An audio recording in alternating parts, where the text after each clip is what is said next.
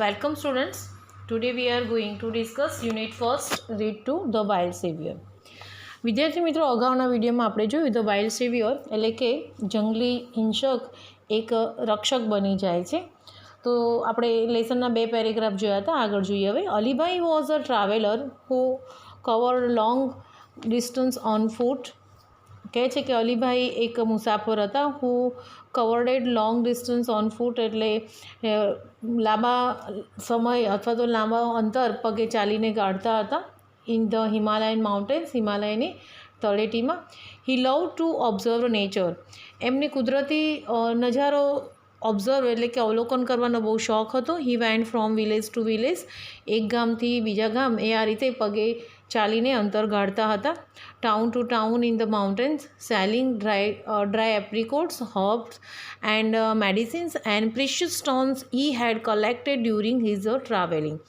તો આ રીતે અલીભાઈને જે કુદરતી નજારો જે છે એને ઓબ્ઝર્વ કરવાનો, અવલોકન કરવાનો એમને બહુ શોખ હતો. એટલા માટે તે એક ગામથી બીજા ગામ પગે ચાલીને ગાળતા હતા.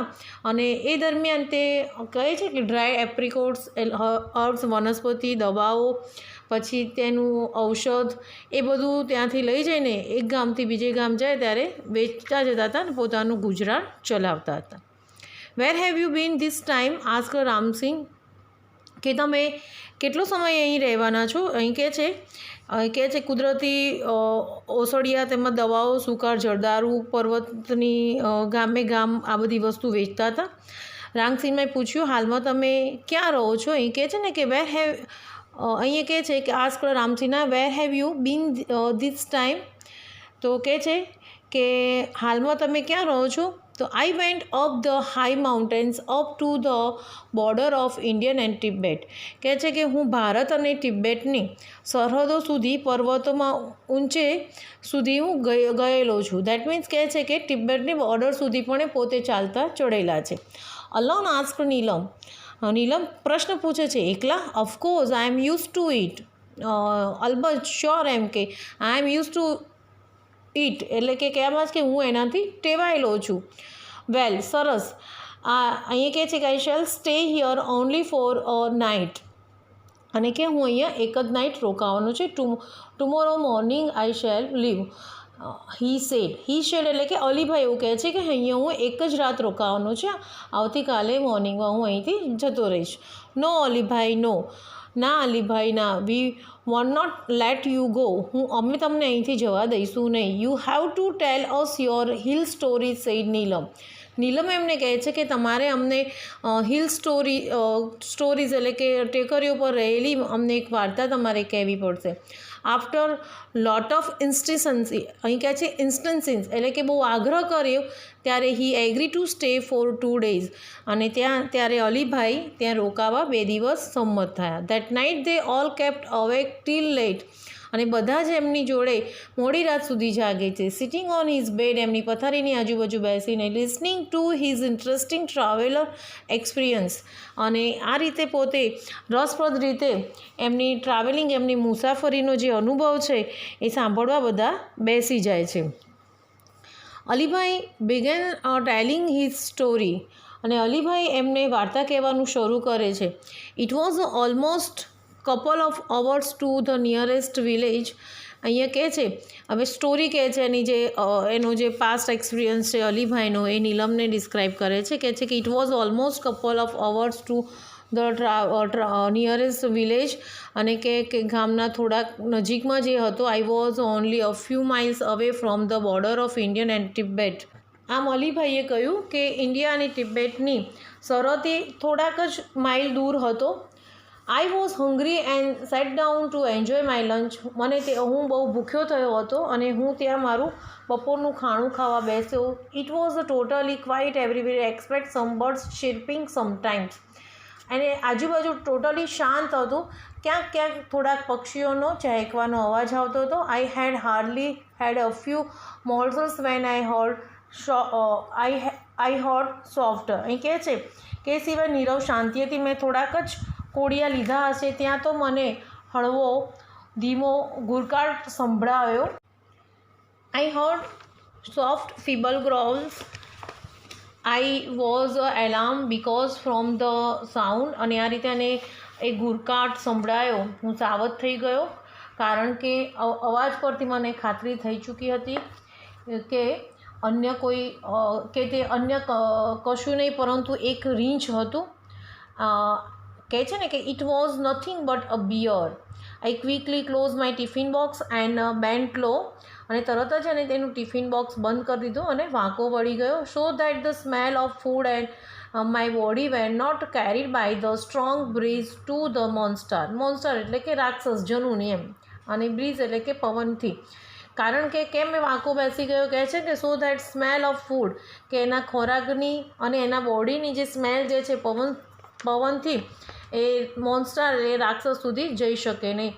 આઈ took up my bamboo staff with his pointed iron end, અને તરત જ એ પોતાની જોડે એક બેમ્બુ એટલે એક લાકડી હતી લઈ લે છે. Stuff with his pointed iron, અને એક લોખંડનો હાથાવાળો, બે ધારવાળો લે છે. ઇન માય રાઇટ હેન્ડ, એના જમણા હાથમાં, and big double as Neef, અને આ રીતના બે ધારવાળું એ ચપ્પુ લે છે. In my left I crawled carefully to the edge of a mountain and looked down into the deep. અને એ પોતે ક્રાઉલેડ એટલે પેટે ઘસીને, કેરફુલી એટલે સાવચેતપૂર્વક એ પર્વતના એન્ડ સુધી, એડ્સ એટલે કે ટોચ સુધી જાય છે.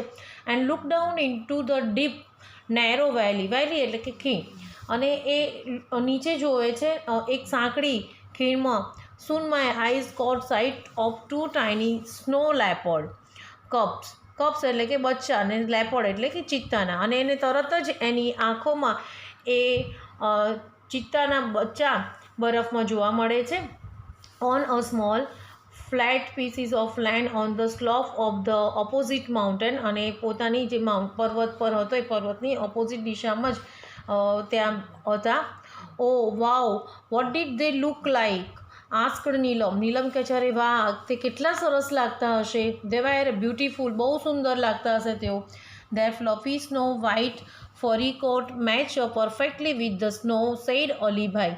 અલીભાઈ કહે છે કે બહુ સુંદર લાગતા હતા, કે તેમની ધેર ફ્લફી સ્નો વ્હાઇટ ફરી, અને કહે છે કે એમના ઉપર જે રૂવાટી જે છે સફેદ, એ બિલકુલ બરફને મેચ થતી હતી, પરફેક્ટલી વિથ ધ સ્નો.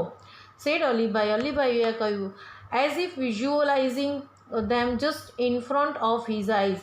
અને જોતાં જ જોતાં તેમની આંખ ફ્રન્ટ ઓફ હિઝ આઈઝ, એમની સામે એક બીજું દેખાયું. There what were the cubs doing asked Arjun. Arjun પૂછે છે, અર્જુન એ કોણ છે? નીલમનો ભાઈ છે, રામસિંહના ફેમિલીનો એક મેમ્બર છે. તો કહે છે કે what were the cubs doing asked Arjun. Arjun પૂછે છે કે તો એ બચ્ચા શું કરી રહ્યા હતા?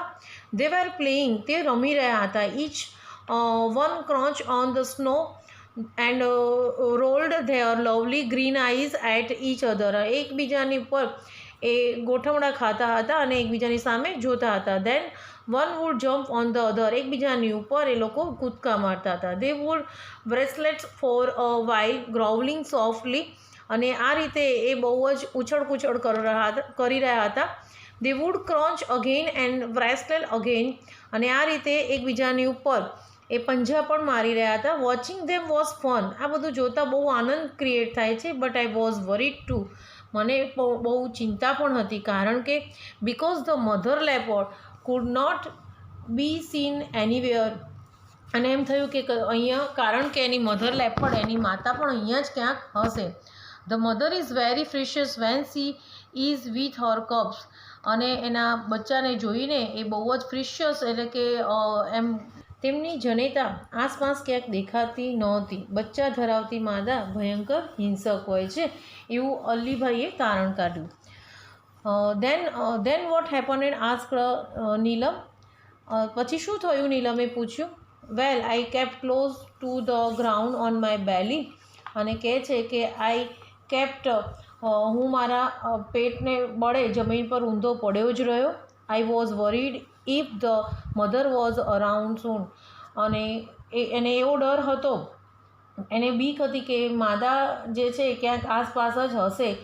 એટલામાં તો કહે છે કે ઓલ ઓફ સડન, એટલામાં તો huge black bear come crawling from the trees and rush towards the cubs. એટલામાં જ એક કાળું રીંછ એ ત્યાં બચ્ચાની નજીક દોડતું આવતું હતું. Now I was worried more about the cub than me. એ કહે છે કે એને ધ્યાન એટલે કે એના કરતાં પણ હવે એને બચ્ચાની વધારે ચિંતા થવા લાગી. કારણ કે બ્લેક બિયર એમની નજીક આવતું હતું. Within no time I heard a deafening roar of anger from just few metres away from me. અને મારાથી થોડાક જ અંતરે વિધિન નો ટાઈમ થોડીક ક્ષણોમાં એક ગુસ્સાથી ડરાવણા અવાજથી એક ગુરકિયા કરતો અવાજ એમને સંભળાયો. To my horror and surprise, હું ભયભીત થઈ ગયો અને આશ્ચર્ય થઈ ગયો. એક big white cat, the mother snow leopard, અને એને તરત જ એ મધર સ્નો લેપર્ડ એટલે કે ચિત્તાની માતા દેખાઈ. Appear jumping down on nearby huge rock, અને તરત જ એ ગુસ્સાથી અને એકદમ ઝડપથી એ પોતે એ મોટા પર્વત ઉપર જમ્પ કરે છે. તો વિદ્યાર્થી મિત્રો, આપણે આ લેસન અહીં જોયું. અહીં સુધી તમે એકવાર વાંચીને એને સમજજો, બિકોઝ આમાંથી ટ્રુ એન્ડ ફોલ્સ પણ આવે છે. Thank you.